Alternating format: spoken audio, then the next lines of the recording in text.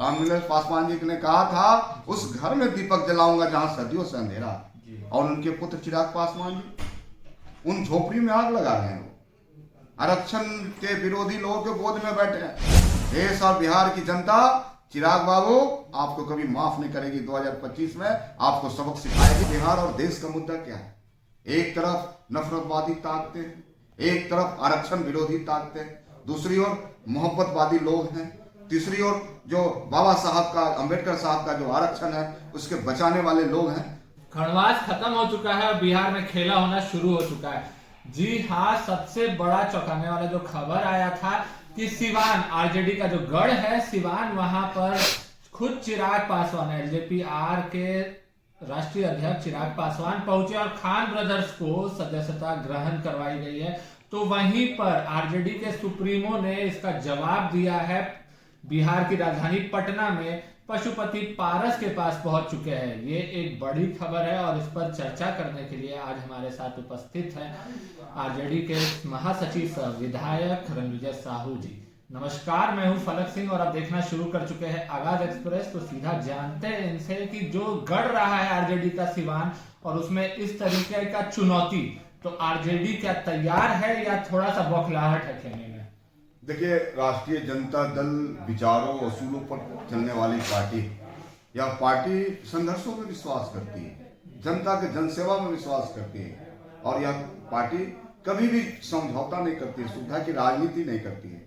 माननीय नेता प्रतिपक्ष माननीय लालू प्रसाद यादव ने 1990 के बाद जिस प्रकार से बिहार को दिशा देने का काम किया, पिछड़ों को आगे बढ़ाने का काम किया, अति पिछड़ों को आगे बढ़ाने का काम किया, अल्पसंख्यकों को आगे बढ़ाने का काम किया, दलित को, महादलित को आगे बढ़ाने का काम किया, ये बिहार में एक बड़ी आवाज है। जो दलितों वंचितों में एक जो आवाज आई है, एक ताकत आई है, जो शक्तियां आई है, ये माननीय लालू प्रसाद यादव का देन है, इसको कोई इनकार नहीं कर सकता। सर, पर सिवान में जो हुआ है, एलजेपी-आर के खुद जो प्रमुख है वो जाकर के सचिव जो है वहां पर जाकर के, माफ करिएगा, जाकर के सदस्यता ग्रहण करवाया है खान ब्रदर्स को। इधर से ओसामा साहब की चर्चाएं हैं टिकट मिलने की, तो क्या लगता है सिवान इस बार हाथ से जाएगा?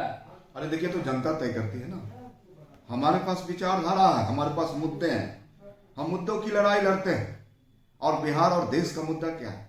एक तरफ नफरतवादी ताकतें हैं, एक तरफ आरक्षण विरोधी ताकतें, दूसरी ओर मोहब्बतवादी लोग हैं, तीसरी ओर जो बाबा साहब का, अंबेडकर साहब का जो आरक्षण है उसके बचाने वाले लोग हैं। तो जनता तय करती है ना, और जनता 2025 में तय करेगी कि नौजवानों युवाओं का सरकार होगा, दलितों महादलितों का सरकार होगा, और वह होंगे माननीय नेता प्रतिपक्ष तेजस्वी प्रसाद। चिराग पासवान ने सिवान से हुंकार भरी है कि जो एलजेपी-आर पार्टी है वो दलित पिछड़ों की पार्टी है, उनके पिताजी का सपना रहा, इसीलिए वो एकजुट लेकर के चलना चाहते हैं। यहाँ आपका दावा रहता है कि लालू प्रसाद यादव दलित पिछड़ों को लेकर, आपको हम याद दिलाना चाहते हैं माननीय रामविलास पासवान जी ने क्या कहा था।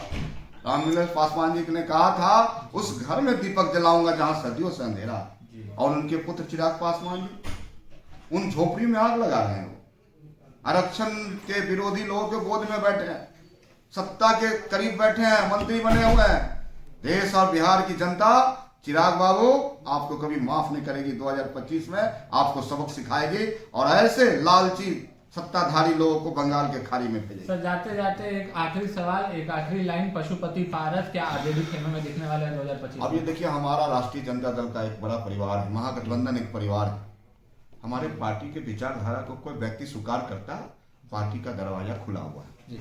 तो ये थे हमारे साथ विधायक रणविजय साहू जी, जिनकी तरफ से आपने स्पष्ट रूप से सुना कि झोपड़ियों में आग लगने वाली है। जी हाँ, जो एलजेपी-आर पार्टी है वो झोपड़ियों में हमेशा आग लगाते रही है। और वहीं दूसरी तरफ आरजेडी पार्टी, नेता लालू प्रसाद यादव, चाहे कहे बात नेता प्रतिपक्ष तेजस्वी यादव, ये जनता के हित में काम करते आए हैं, दलित पिछड़ों की आवाज बने हैं। तो क्या ये आवाज की गूंज 2025 विधानसभा में सुनाई देगी, या ये गूंज जो है एनडीए के शोर से खामोश हो जाएगी? ये देखना काफी ही रोचक रहेगा। तब तक के लिए जुड़े रहे हमारे साथ, देखते रहे आगाज एक्सप्रेस। धन्यवाद।